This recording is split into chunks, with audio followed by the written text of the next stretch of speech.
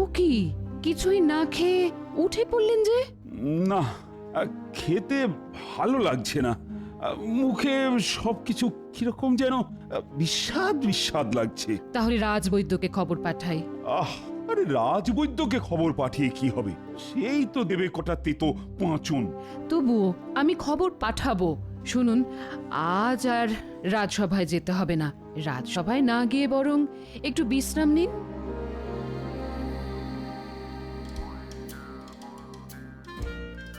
গিন্নি, সবকিছু ঠিকঠাক নিয়েছো তো? হ্যাঁ গো বাবা, হ্যাঁ সবকিছু বারবার মিলিয়ে দেখে নিয়েছি। হ্যাঁ হ্যাঁ, সবকিছু ভালো করে দেখে নাও। দেওঘর জায়গাটা তো আর ঘরের কাছে নয় যে কিছু ভুলে গেলেই এক ছুট্টে গিয়ে নিয়ে আসা যাবে। হ্যাঁ গো, জায়গাটা খুব ভালো, তাই না? কি করে বলবো বলো তো, আমি তো আর এর আগে কখনো যাইনি। তবে শুনেছি খুব স্বাস্থ্যকর জায়গা। শুধু খাও দাও আর বাবা শিবের মাথায় জল ঢালো। শোনো, কাল খুব সকালেই গরুর গাড়ি চলে আসবে কিন্তু। আমার যে কি আনন্দ হচ্ছে না, কি বলবো। তোমার আনন্দের জন্যই তো এত খরচ করে অত দূর যাওয়া গিন্নি। চলো চলো চলো, এখন খেতে দেবে, চলো তাড়াতাড়ি খেয়ে শুয়ে পড়তে হবে। হ্যাঁ, কাল তো আবার এই কাক ভরে উঠতে হবে।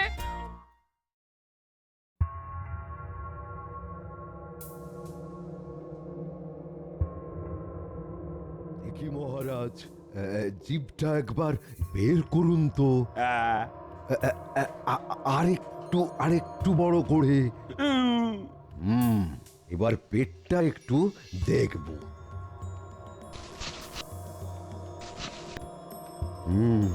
কেমন বুঝলেন রাজবৈদ্য মশাই? না না না না না, তেমন ভয়ের কিছু নেই। পেটে বায়ু আর ওই অম্বলের কিছু উদ্রেক হয়েছে বটে, তবে কদিন ওই ওষুধ খেলেই সেরে যাবে। আমি তাহলে এখন আসি মহারাজ। হ্যাঁ হ্যাঁ, এসো। আচ্ছা রানীমা, মহারাজের এই অরুচি ভাবটা কবে থেকে? এই তো কদিন হলো কিচ্ছু খেতে চাইছেন না, আর না খেয়ে খেয়ে শরীর দুর্বল হয়ে পড়ছে। মেজাজটাও কদিনে একটু খিটখিটে হয়ে গেছে।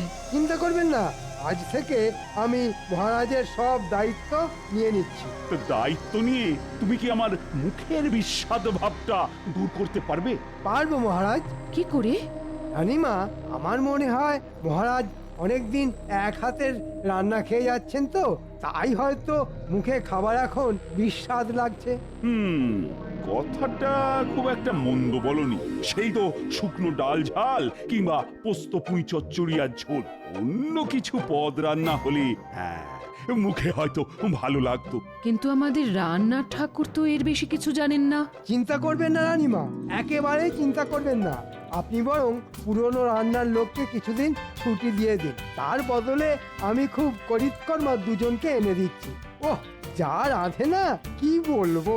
বিরিয়ানি, কাবাব, কোপ্তা, তারপর আরো কত সাহেবি পদ, চপ, কাটলেট, স্যুপ।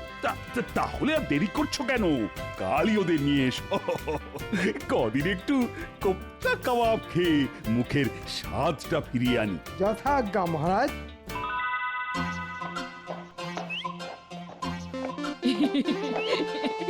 বলি কত দিন বাদে কৃষ্ণনগর থেকে বেরোলাম বলো তো। হ্যাঁ, অনেক দিন পর আবার তীর্থ করতে বেরোলাম।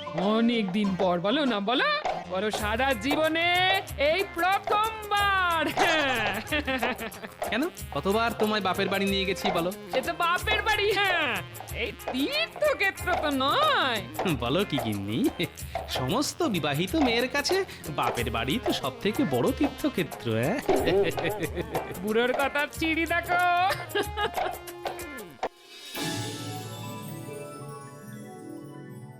জয় মা, জয় মা, জয় মা। সবকিছু ভালোই ভালোই মিটে গেলে আমি তোকে জোড়া পাঁঠা দেবো মা।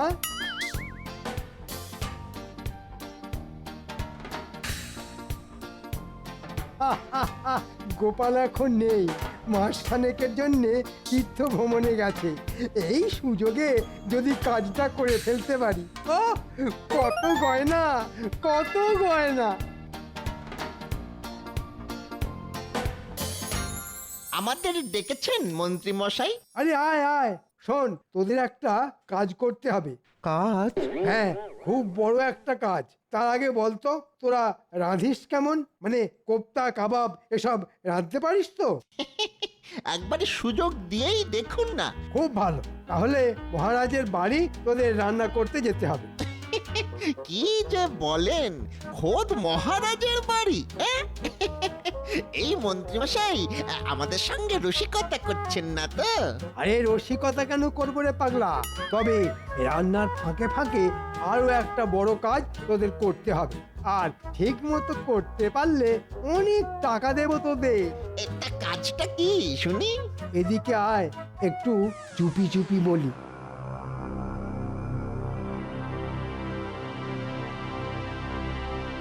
কিরে, ঠিকঠাক করতে পারবি তো? যে পারবো মানে?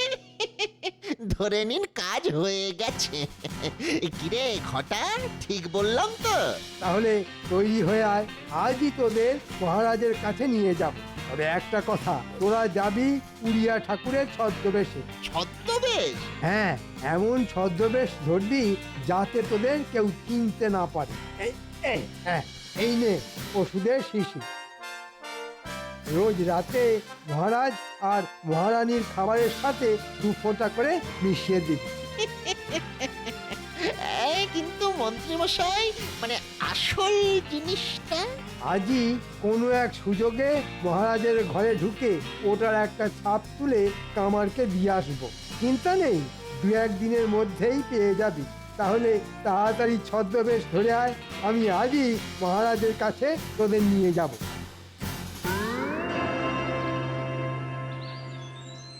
ভেতরে আসবো মহারাজ? এসো এসো।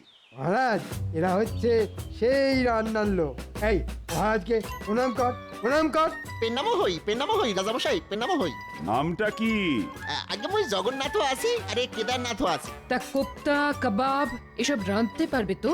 খুব পারিব মা জননী, একেবারে সুযোগ দিউনি পড়া। তোমরা কি বাঙালি নও? ঠিক ধরেছেন রানীমা, এরা উড়িষ্যার লোক। অল্প অল্প বাংলা বুঝতে পারলেও একেবারেই বলতে পারে না, তাই বেশি কথা বলতেও চায় না। এ কথা তো ঠিক আছে পড়া। তবে খুব ভালো, একেবারে হাত চেটে খাবেন। ঠিক আছে, রান্নার লোককে আজই ছুটি দিয়ে দিচ্ছি। এরা তাহলে কাল থেকেই আসুক। তা মাইনে কত নেবে? ও নিয়ে কোনো চিন্তা করবেন না মহারাজ, দুবেলা দুমুঠো খেতে দেবেন, আর রান্না খেয়ে খুশি হলে কিছু বকশিস দেবেন। ব্যাস, এতেই ওরা ধন্য হয়ে যাবে। এ কথা তো ঠিক আছে পড়া। এ পেন্নামো রাজামশাই, পেন্নামো মা জননী। ভগবান কইছেন মুই বড় না, আমার প্রস্তাব তো বড় আছে। জয় জগন্নাথ। আমরা তাহলে এখন আসি মহারাজ। এসো এসো। নিন, খেয়ে নিন। এনেছো? দাও দাও দাও। সকালের রান্না কেমন হয়েছিল? খুব ভালো। কোপ্তাটা খেয়ে মুখটা যেন ছেড়ে গেল। তা জগন্নাথ, এই বেলা কি রেঁধেছো বাবা? ওই খাসিরও মাংস আর লুচি আছে পড়া। খুব গন্ধ ছেড়েছে দেখছি। বুঝলে রানী, এরকম খাবার পেলে আমার মুখের স্বাদ দুদিনেই ফিরে আসবে মনে হচ্ছে। যাও, তোমরা এখন এসো। নিজের ঘর যাচ্ছি দেও ঘর, সেখানে শুধু ভালো মন্দ খাবো আর আরাম করে ঘুমোবো। কি গিন্নি, শুনলে তো কেমন মুখে মুখে পদ্য বানিয়ে ফেললাম? সভা কবির সাথে থাকতে থাকতে আমি যেন কিরকম স্বভাব কবি হয়ে যাচ্ছি। হলো এই কি হলো, কি হলো? এ তো ফটাং করে চাকা যে একেবারে মোটাং হয়ে গেছে। এ কি গো, তার মানে ভেঙে গেছে? হ্যাঁ, এ গাড়ি আর যাবে না বাবু, তাহলে কি হবে? সারাতে একদিন লাগবে। আপনারা বরং কালকে চলুন। না না বাবা, খুব হয়েছে। যেতে গিয়ে একবার যখন বাধা পড়লো তখন আর যাবো না। কি বলছো কি গিন্নি? এত বাঁধা ছাদা, এত আয়োজন। সে আর কি করা যাবে, চলো বাড়ি ফিরে চলো। অগত্যা, ভেবেছিলাম মহারাজকে দেওঘরের পেড়া খাওয়াবো, কিন্তু ওই যে কথায় আছে না, কপালে না থাকলে ঘি ঠকঠকালে হবে কি। গরুর গাড়ি করে এসেছিলাম, এখন তো দেখছি পা গাড়ি করে ফিরতে হবে। ভেতরে আসবো মহারাজ? আরে গোপালজি, এসো এসো এসো। তা তুমি তো বললে দেওঘর যাচ্ছ, তা যাওনি? যাচ্ছিলাম তো, কিন্তু রাস্তার মাঝে চাকা গেল ভেঙে। আপনার বৌমা বলল বাধা যখন পড়েছে তখন আর যাবে না, তাই পুনরায় কৃষ্ণনগর ভাবু। রাজ্জামশাই, আপনারও সকলেরও জল খাবড়া আছে বটে। ঠিক আছে, রেখে যাও।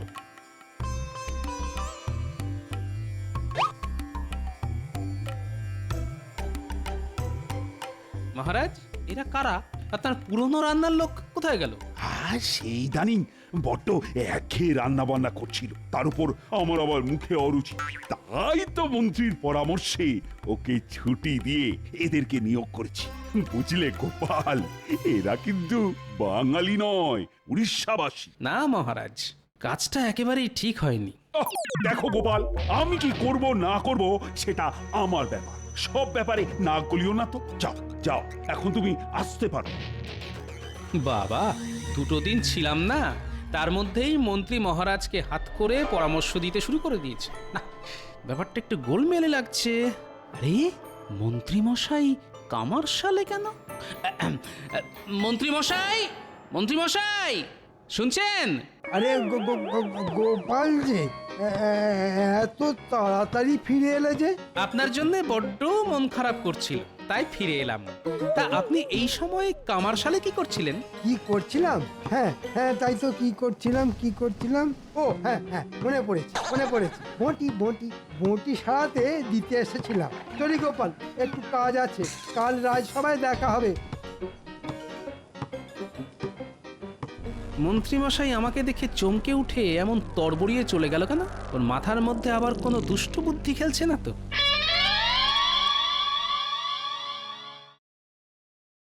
শোন, গোপাল এসে গেছে, তাই যা করার আজকে রাতের মধ্যেই করতে হবে। সে না হয় দেখবো, কিন্তু আসল জিনিসটা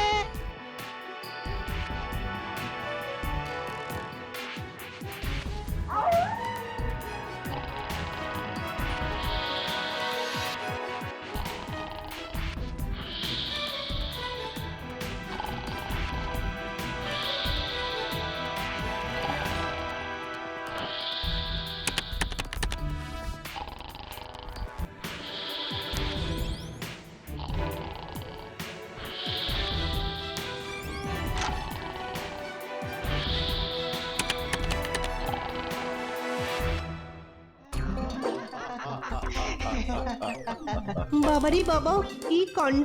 গোপালের ভারে গরুর গাড়ি লন্ড ভন্ড।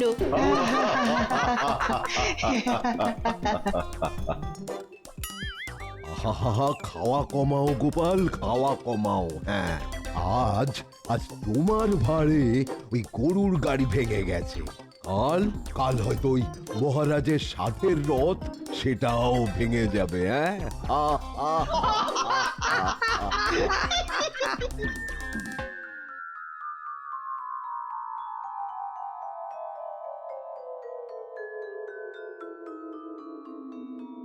এ কি রানীমা, মহারাজের বদলে আপনি রাজসভায়? আমাদের সর্বনাশ হয়ে গেছে। কাল রাতে সিন্ধুক থেকে সমস্ত গয়না গাটি মোহর, এমনকি আমাদের বিয়েতে পাওয়া মূল্যবান উপহার সব চুরি হয়ে গেছে। এ কি?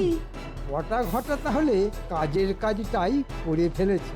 মহারাজ এতটাই ভেঙে পড়েছেন যে পাথরের মূর্তির মতো স্থির হয়ে বসে আছেন, কোনো কথাই বলছেন না সকাল থেকে। চলুন তো দেখি। হ্যাঁ হ্যাঁ, আমরা সকলেই যাব। কখন বুঝলেন যে সিন্ধুক ফাঁকা? আজ সকালে বিশেষ দরকারে সিন্ধুক খুলে দেখি সিন্ধুকে কিছু নেই। সিন্ধুকের চাবি কোথায় ছিল? ওই তো, যেমন থাকে মহারাজের বালিশের নিচে। হায় হায় হায়, আমার যে সব চলে গেল। হুতাশ করে আর কি করবেন মহারাজ, ধরে নিন যা গেছে তা গেছে। আই, তুমি থামো তো। এখন আর ওই উল্টো পাল্টা কথা বলে মহারাজকে উত্তেজিত না করাই ভালো। হ্যাঁ, তার থেকে চলুন আমরা চলে যাই, একটু একলা থাকতে দিন মহারাজকে।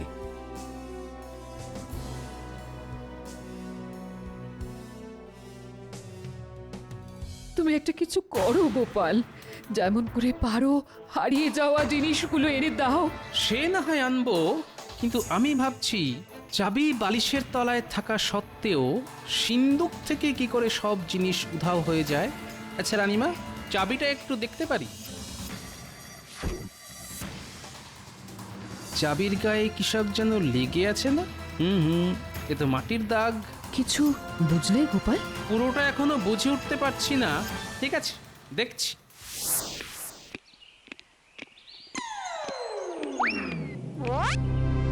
মন্ত্রীমশাই রান্নাঘরে কি করছিল? রান্নাঘর থেকে বেরিয়ে মন্ত্রীমশাই কাপড়ে ঢেকে কি একটা নিয়ে চলে গেল না? একবার রান্নাঘরে গিয়ে আড়ি পেতে দেখতে হচ্ছে। দেখলি তো, কাজ করলাম আমরা আর মন্ত্রী মশাই কেমন বামাল নিয়ে চলে গেল। এখন ভালোই ভালোই আমাদের ওই পাওনা গন্ডাটা পেলেই সব দিক রক্ষে। হ্যাঁ, উড়িষ্যার লোক পরিষ্কার বাংলায় কথা বলছে, আর গলা দুটো কেমন যেন চেনা চেনা লাগছে। না, ব্যাপারটা দেখতে হচ্ছে।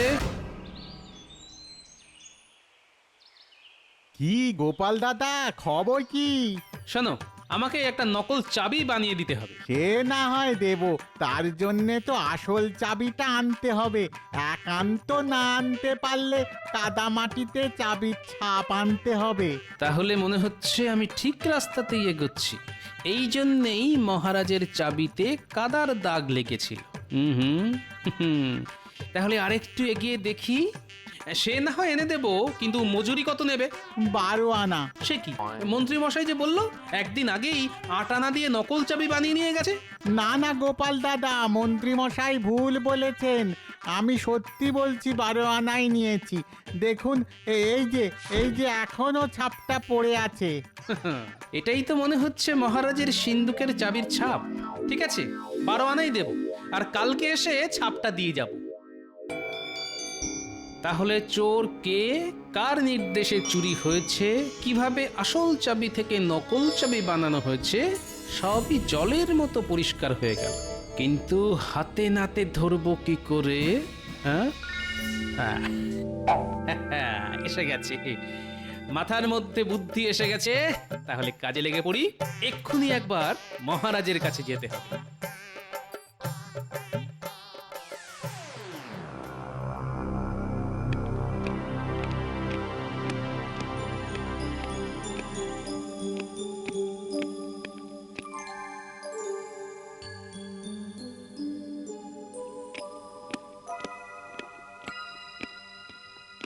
মহারাজ, চোর কে আর কার নির্দেশে চুরি হয়েছে সেটা আমি মনে হয় বুঝতে পেরে গেছি। হ্যাঁ, বুঝতে পেরে গেছো?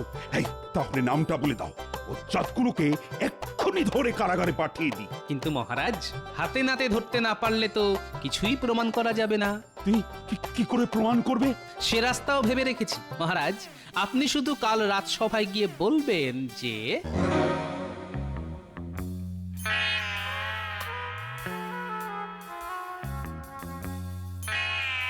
আজ কেমন আছেন মহারাজ? ভালো ভালো, অনেকটাই ভালো। কারণ সবকিছু খোয়া গেলেও একটাই মাত্র সান্ত্বনা, চোরেরা আমার বহুমূল্যের মণিমাণিক্যের বাক্সটা নিয়ে যেতে পারেনি। সে কি, বটা ঘটা তাহলে মণিমাণিক্যের বাক্সটা ফেলে এলো? বাহ বাহ, এ তো খুব ভালো খবর। শুধু ভালো খবর বলে বসে থাকলেই চলবে না।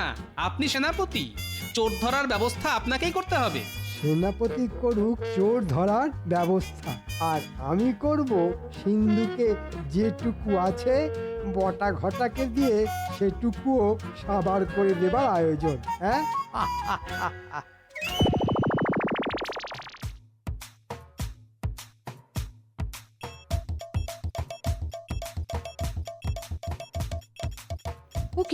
ও কি গোপাল, ওটা কি এনেছো?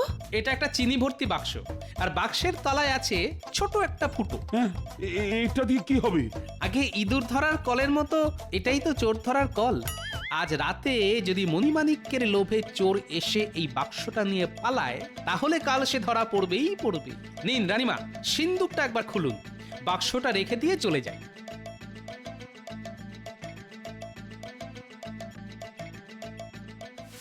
বুঝলি, আজ ওষুধের মাত্রাটা একটু বেশি করে দিলাম। রাজা রানী খাবে আর মরার মতো ঘুমোবে।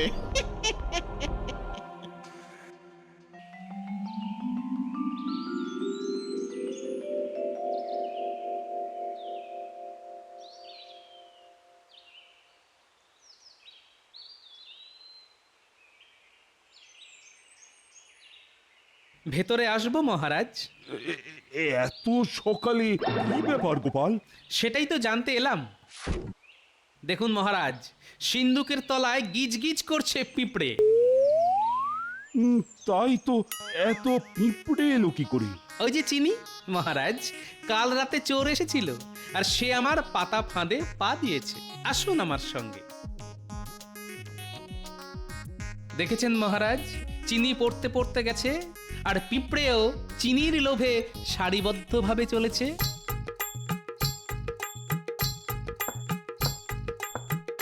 কেরে? ওরে বাবা রে বাবা! মহারাজ, এরাই হচ্ছে আসল চোর, আর বাক্সটা আছে এই ঘরেই। ও, তোরাই তাহলে উড়িয়া ঠাকুরের ছদ্মবেশ ধরে। আমাদের কোনো দোষ নেই মহারাজ, আমরা যা করেছি ওই মন্ত্রী মশাইয়ের কথাতেই করেছি। রক্ষী, রক্ষী, এদের দুটোকেই বন্দি করে কারাগারে নিয়ে যাও, আর মন্ত্রীকেও সঙ্গে ধরে নিয়ে এসো। ছেড়ে দিন মহারাজ, ছেড়ে দিন। ছি ছি ছি মন্ত্রী, শেষকালে তোমার এই কাজ? এটাই তো মন্ত্রী মশাইয়ের আসল কাজ মহারাজ। এই এই কান মুলছি, এই নাকে খত দিচ্ছি, সব গয়না আমি আমি ফিরিয়ে দিচ্ছি। শুধু শুধু এবারের মতো আমাকে ক্ষমা করে দিন মহারাজ। না না না, কোনো ক্ষমা নয়। অনেক সহ্য করেছি, কিন্তু এবারে তোমায় কারাবাস ভোগ করতেই হবে। গোপাল, ও গোপাল, চোর ধরে দেবার জন্য আমি তোমাকে 500 মোহর পুরস্কার দেব। গোপাল পাবে পুরস্কার আর আমার কপালে কারাগার। কি করবেন বলুন মন্ত্রী মশাই, যার যেমন কর্ম তার তেমন ফল। তবে চিন্তা করবেন না, কারাগারে আপনি বটা ঘটাকে পেয়ে যাবেন, তারা রোজ রোজ আপনাকে কোপ্তা কালিয়া রেঁধে খাওয়াবে। হ্যাঁ